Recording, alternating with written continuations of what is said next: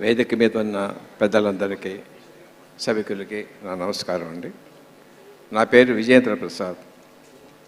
అన్నాళ్ళ నుంచో నా మనసులో గూడు కట్టుకున్నటువంటి ఒక దాన్ని ఇప్పుడు నాకు అవకాశం వచ్చి మాట్లాడటం కోసం ఈ అవకాశాన్ని తీసుకుంటున్నాను. నేను మాది చాలా సంపన్న కుటుంబం అండి.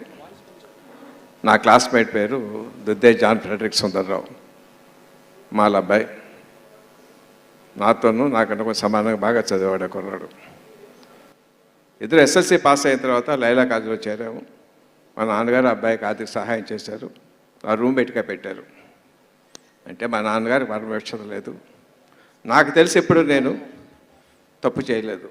కానీ నా తాతలు ముత్తాతలు వాళ్ళు నోటితో చెప్పలేటువంటి భయంకరమైన ఘోరాలు చేశారు పరమక్షతతో. నోటితో కూడా అది తలుచుకున్నప్పుడు నా మనసు సిగ్గుతోటి అవమానంతో కుంగిపోతూ ఉంటుంది. ఇన్ని తప్పులు చేశారా ఆ వంశంలో పుట్టేనా? But I own it. అయ్యే జీన్స్ నాకు ఉన్నాయి. వాళ్ళ ఆస్తులు నేను అనుభవిస్తున్నాను.